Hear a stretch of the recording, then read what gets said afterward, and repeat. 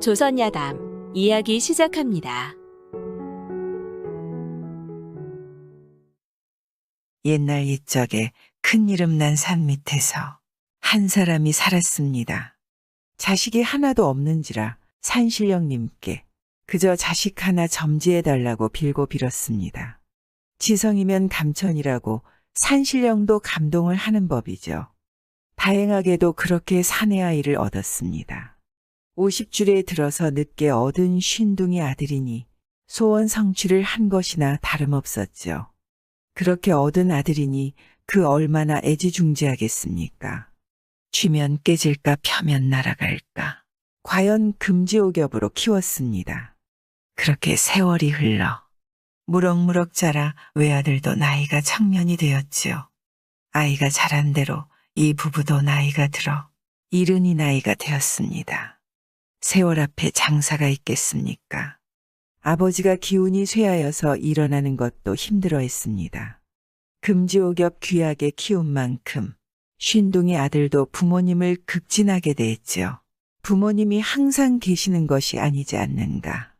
공부는 나중에 하더라도 늦지 않다 생각하여 서당에도 나가지 않고 아버지의 병환을 구원하는데 애를 썼습니다. 그런데 아버지의 병환이 호전될 기미가 보이지 않아 서당을 찾아 훈장님을 배웠습니다. 그간 사정을 말합니다. 그리고 아버지의 병환을 낫게 할 방안을 물었습니다. 훈장님은 사정을 다 듣고는 딱하기도 하고 제자의 효성이 갸륵했습니다. 저 산 너머로 가면 약방이 하나 나올 것인데 사정 이야기를 하면 방도가 있을 것이라며 말입니다. 그런데 넘어야 할 산이 험하고 무서운 곳이니 갈 수 있을지 모르겠다고 말입니다. 망설일 이유가 있을까요? 훈장님의 말을 듣자마자 길을 떠났습니다. 그리하여 이 아들은 그 험한 초행길에 나서서 산 넘고 물을 건너서 드디어 약방을 찾았습니다. 이런 인적도 없는 험한 곳에 약방이라니. 그런 곳에 바로 신령스러운 노인 셋이 있었습니다. 훈장님이 일러준 대로 인사를 하고 사정을 말했죠. 어르신들 안녕하십니까? 내가 누구기에 우리에게 인사를 다 하느냐? 아버지 병환에 듣는 약을 구하러 왔습니다. 여기는 새도 날아오기 힘든 곳인데 찾아오다니 성의가 놀랍구나. 너의 그 효성이 기특하여 아버지가 사는 길을 가르쳐 주마. 가르쳐는 준다마는 내가 실행을 할지는 모르겠구나. 약방을 찾아 집을 떠나올 때는 자신의 목숨까지 불사하겠다고 마음먹은 터라 무슨 일이든 할 작정이었습니다. 새 노인은 방도를 알려주며 덧붙여 말합니다. 세상에 어려운 일이라 해낸다면 다행이고 못한다 해도 나무랄 일은 아니다 하였지요. 첫 번째는 오늘 오전에 가라는 곳으로 가다가 공부를 많이 한 양반을 만나게 될 것인데 그 양반을 잡아오라는 것이었습니다.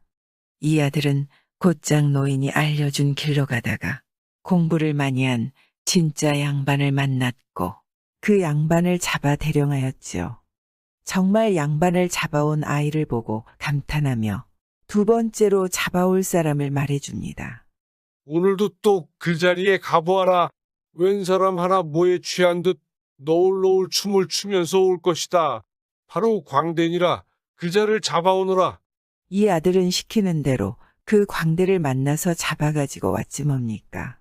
목숨을 불사하고 오직 아버지 병환만 생각하니 못할 게 없나 봅니다. 노인은 처음보다 더 놀라 감탄하며 말합니다. 오, 내 성의가 대단하구나. 세상에 이런 힘든 일을 다 하다니. 이번에도 거기로 가보아라.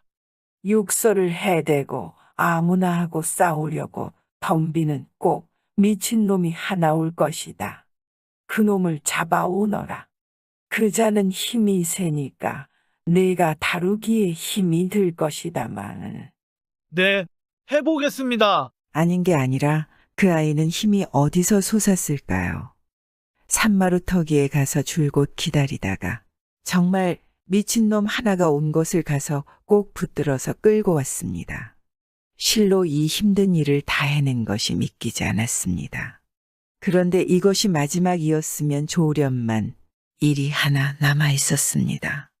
노인이 어렵게 입을 열어 말합니다. 이제 마지막이다. 저기 저 큰 독에다가 물을 붓고 그 독에 밀을 빻아서 집어넣어라. 그리고 쌀을 넣어라. 그것이 무슨 힘이 드는 일입니까? 즉시 그렇게 하겠습니다. 그것이 끝이 아니다. 그리고는 그 미리 든 독에다가 저 양반, 광대, 그리고 광인셋을 다 집어넣고 얼른 뚜껑을 덮어버려라. 아이고, 사람을 셋씩이나 죽여야 한다고요? 그래야만 아버지가 살 수 있다. 네가 결정할 일이다. 아버지만 생각한다면 어쩔 방도가 없었죠. 밀과 물과 쌀과 그 세 사람을 다 항아리에 넣어버리고 맙니다. 그 다음엔 약방 노인 셋이 가르쳐준 대로 담갔죠. 며칠 후 그 독이 부글부글 끓었습니다. 항아리 안에서 푹 고아진 것이었죠. 그리고 특이한 냄새가 났습니다. 자, 열어보아라. 그러면 노란 국물이 나올 것이다. 그것을 아버지에게 갖다가 드려라. 그걸 마시게 하면 아버지 병기가 없어질 것이다.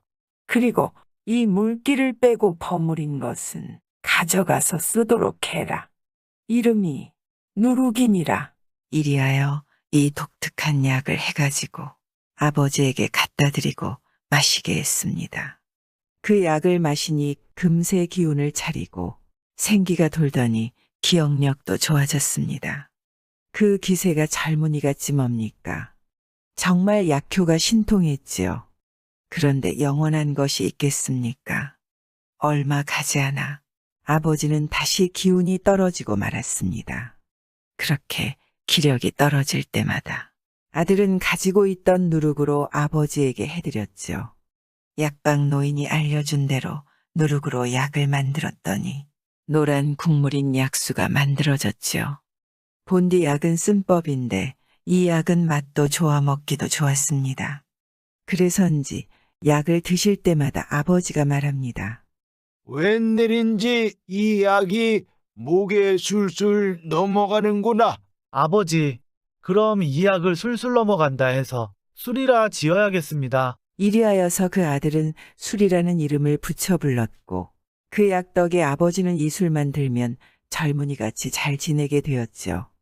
늘 생기가 넘치고 젊은이 못지않으니 하루는 친구들이 부러워하며 그 비법을 알려달라 했습니다. 아버지는 친구들한테 술이라는 약을 소개해주며 자신의 병환을 낫게 하기 위해 아들이 그 험한 곳을 가서 구해왔다고 구구절절 자랑을 늘어놓았습니다.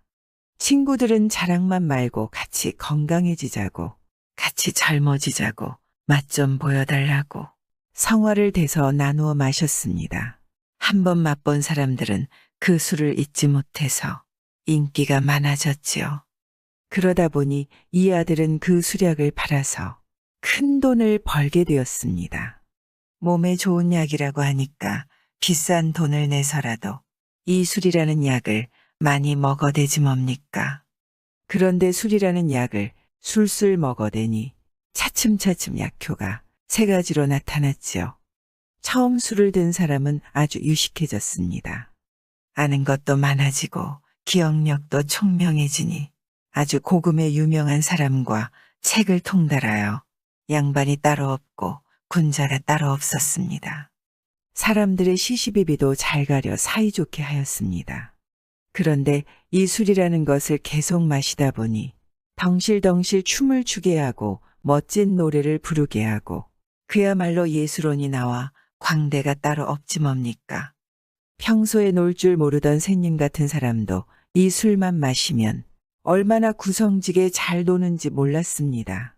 그런데 이 술이라는 약을 더 먹다가 보면 싸움박질을 하고 아무데고 아무에게나 고래고래 소리를 지르고 욕설을 해대고 식구들을 못살게 괴롭히더니 아무데나 토하고 자버리는 꼴이 완전히 미치게 만들었습니다. 처음 사람이 이 약을 먹을 때는 몸에 좋아서 약주라 하였습니다. 다음은 그냥 목에 잘 넘어간다고 해서 술이라 했죠. 그 다음은 미친놈이 된다고 해서 독주라고 했습니다. 처음 먹으면 양반이 되고 다음은 광대가 되고 그 다음은 미쳐버리는 광인이 되는 세 가지 내력이 있다고 합니다. 술술 잘도 넘어가니 술이고 돈돈 잘도 돈다 하여 돈이라 한답니다. 술을 먹으면 돈이 들고 돈이 있으면 술을 든다죠. 그렇게 돈을 들여 술을 마시면 3명의 죽은 혼백이 나타난다 합니다. 세상에 제일 어려운 것이 적당히가 아닌가 싶습니다. 과유불급이라고 뭐든 넘치면 모자르니 못하다고 했습니다. 술이 딱 그런 것이죠.